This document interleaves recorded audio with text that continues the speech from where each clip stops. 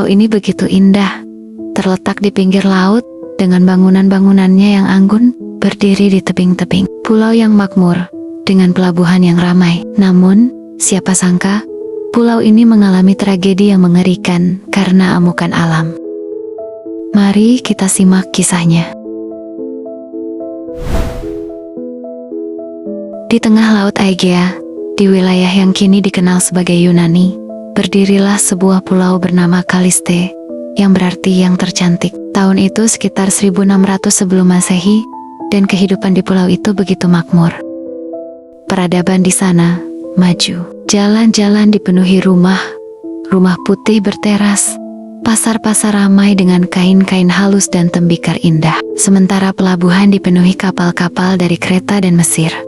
Di ladang-ladang, gandum tumbuh subur, anggur ranum di pohonnya, dan anak-anak berlarian sambil tertawa, tak menyadari tanda-tanda bahwa bumi sedang bersiap untuk meluluh lantakkan segalanya. Di antara penduduknya, ada seorang pemuda bernama Aeson, seorang pembuat tembikar yang tinggal bersama ibunya, Kalianera, dan adiknya yang masih kecil, Melia. Mereka hidup sederhana, tetapi bahagia.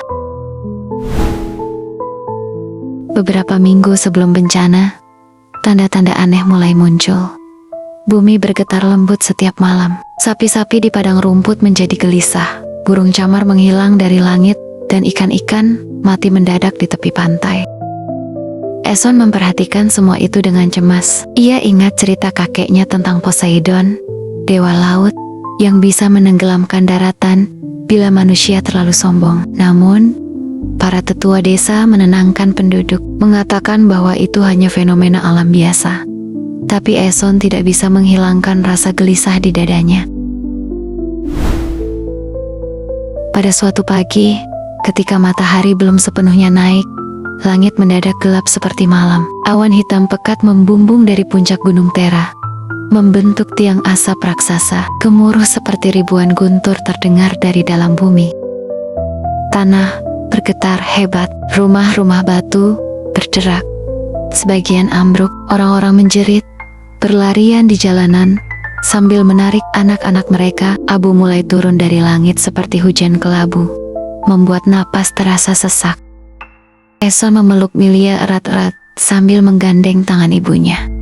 "Kita harus ke pelabuhan," teriaknya. Mereka berlari menuruni lereng bukit, melewati orang-orang yang panik.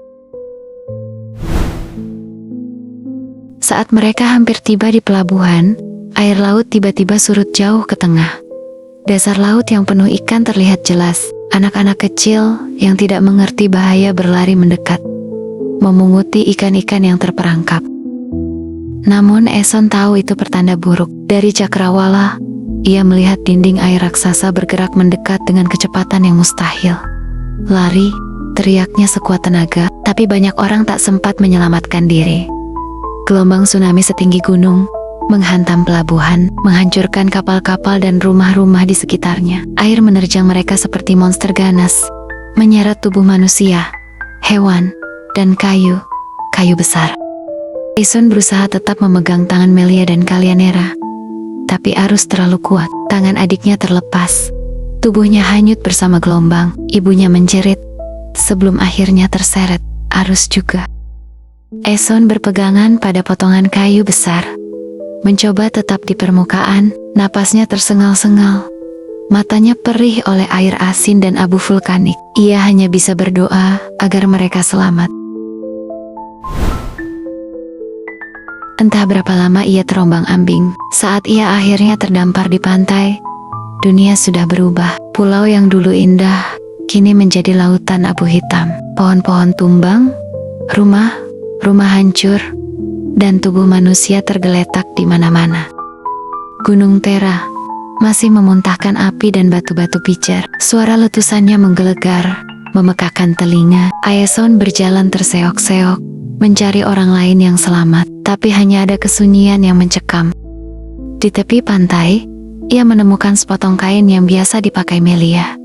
Kain itu berlumur lumpur dan robek di sana-sini. Air matanya tumpah. Ia berlutut di pasir hitam, menyadari bahwa keluarganya telah lenyap. Pulau Kalista akhirnya tenggelam ke dasar laut, meninggalkan hanya legenda. Hingga kini, banyak yang percaya bahwa peradaban itu adalah Atlantis yang hilang. Sampai jumpa lagi di kisah selanjutnya.